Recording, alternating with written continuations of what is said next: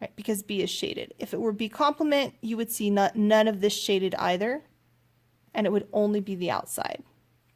So if it had looked like this,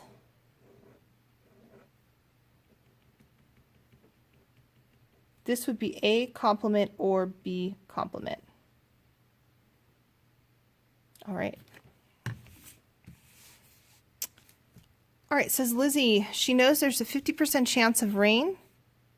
If it does rain, there's a 90% chance she'll go to the movies. If it does not rain, there is a 30% chance that she'll go to that she will go to a movie. So these are called conditional because they're saying if it does rain, if it does not rain.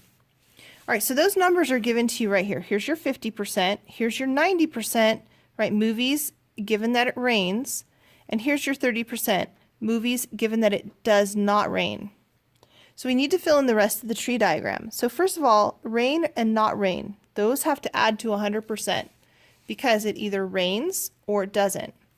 So 100%, then this must be also 50 because 50 plus 50 is 100. All right, the same thing here. Given that it's not raining, or sorry, that it is raining, she either goes to the movie or she doesn't. So those have to add to 100%. So that's going to be 0.1 or 0.10. And the same thing here. If it doesn't rain, she either goes or she doesn't go. So this has to add to 100%. So those will add up to 100%. All right. After you build your tree diagram, these are called the conditional probabilities. These, which aren't written down, are called the joint. Joint is like movies and rain, or movies complement and rain complement. So we need to find those totals. To find those, we're always going to and means to multiply. So we're going to multiply these back. So 0.5 times 0.9 is 0.45. 0.5 times 0.1 is 0.05. 0.5 times 0.1. 0.3 times 0.5 is 0.15. And 0.5 times 0.7 is 0.35. Now I've completed my tree diagram and I can answer the question. It says, if it does rain, what's the probability that she will not go to the movie? So given that it does not rain, what is the probability that she does not go to the movie? Oh, sorry, if it does rain, I'm sorry. So it rains and then she does not go to the movie, which would be 0.1. It's just this right here. It is a conditional probability. So they say if it does not rain, that means it's conditional. Not means what is the not if it says the probability that it rains and she goes to the movies, that would be over here. But it says if it does rain, which means that's conditional. So given that it rains, the probability that she will not go to a movie, which is just right here, 0.1. So again, if they wanted something like the probability of her not going to movies and it raining, well then we would look over here. So raining and not going to the movies would be right there. That would be 0.05. All right.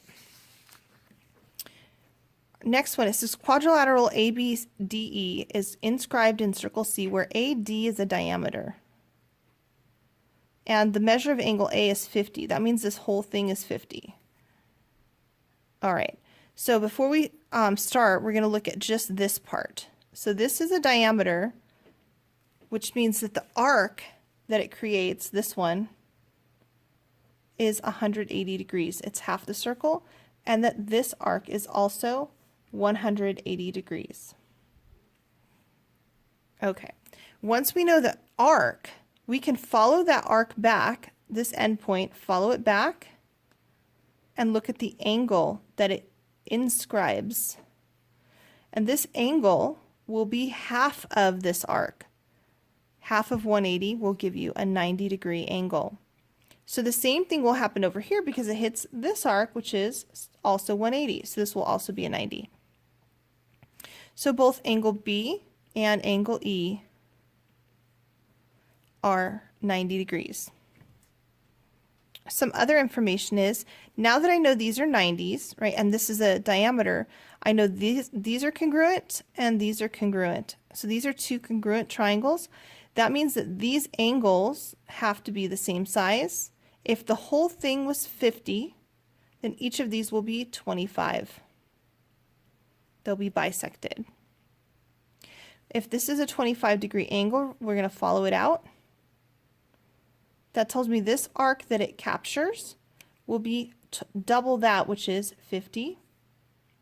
And this arc that is captured by this angle will also be 50.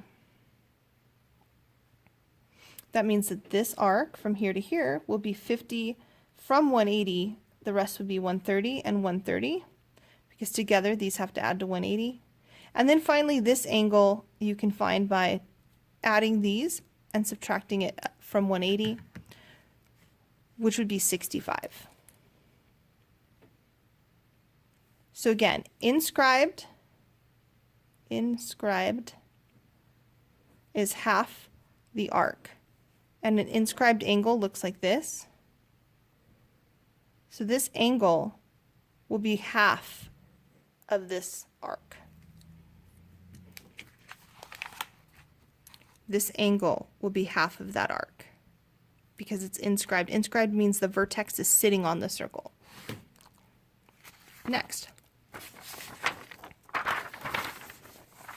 This is not an inscribed angle. This angle is sitting inside the circle.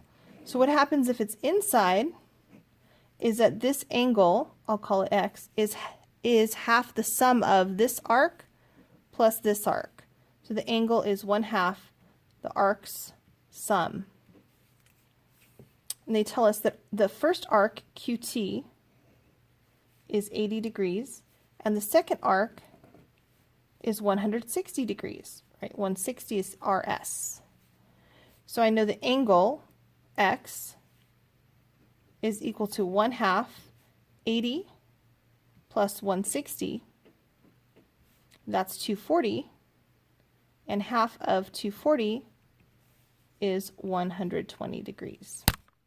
Oops, sorry.